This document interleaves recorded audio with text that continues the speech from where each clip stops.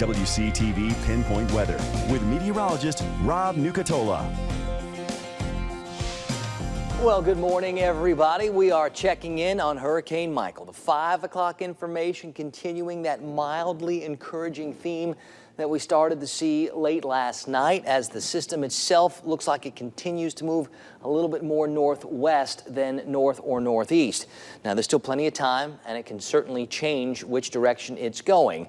But the more west it goes early, the more it's going to have to swing back around to put more of the Big Bend area in its crosshairs. Winds with the system still at 90 miles per hour. It's still moving to the north-northwest at 12. We'd like to see it pick up its forward speed a little bit.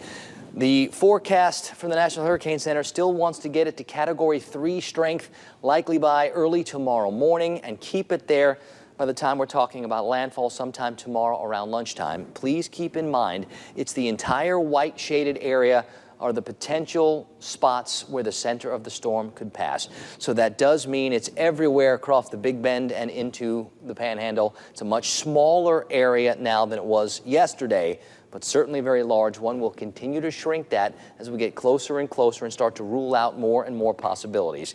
And I do still like the fact that it gets here and gets out quickly. I think by early Thursday morning, most of the rains associated with it going to be long gone. Here's what it looks like on the tropical satellite imagery, and I really do see a more of a defined eye right there in the middle. It's been a fairly tightly wrapped system with a bunch of convection up on that north and really west sides that's starting to wrap around that center, and that also tells me there is more strengthening going on.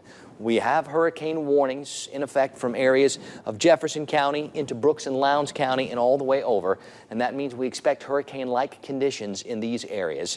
One of the computers that I've liked for the past couple of days in watching and tracking Michael has been this one, our Futurecast. It's been doing a pretty good job, I think, of staying fairly consistent with its thinking, and right now its thinking wants to take it by this time tomorrow where maybe we start to get some of those outer bands bringing some rain up against our coastal areas. But I think for a lot of us, we're going to have to wait until maybe the mid-morning to start seeing some of the rains and feeling more of the winds, and then it's going to become an afternoon and evening activity where the worst of the weather makes its way on shore as the storm itself gets closer and closer and then races off to the north and to the east, taking most of it with it and really changing our wind direction from what will be east and eventually southeast to more northwest and starting to bring in some cooler and drier air for the other side of the system, hopefully starting late on Thursday, but really taking over on Friday. Now, the radar picture this morning shows a couple of showers up against Franklin County.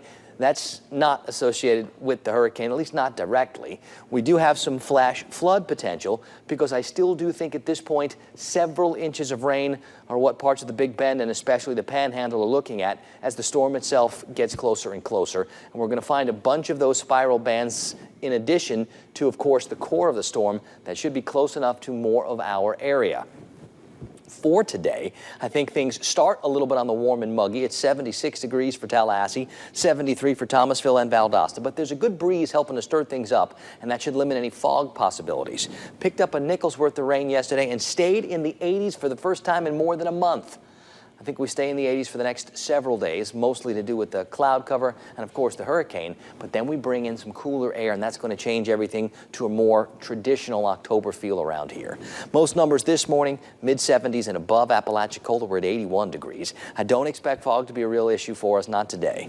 Bottom of the screen, that's Michael. Way off to the north and west, another cool front that may be a player in the forecast early next week. But for these next several days, it's going to be all about the hurricane. Today, any scattered showers are indirectly resulting from Michael. But tomorrow, as we start to look south for the rains to spread from that direction, those will be directly related to the system.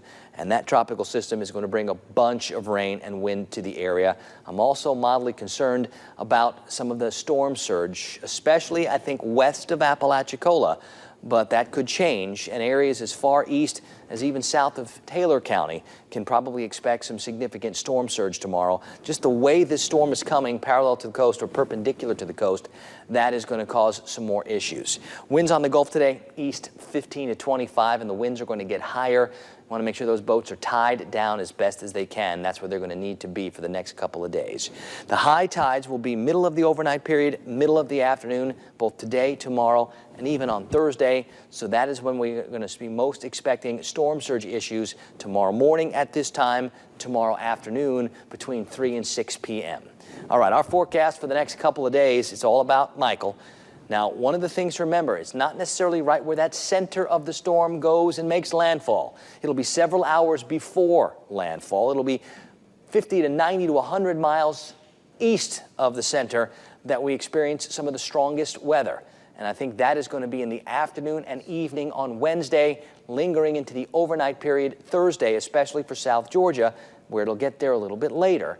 But it should continue to race off to the north and east. Things do look to improve quickly by Thursday afternoon and Thursday night.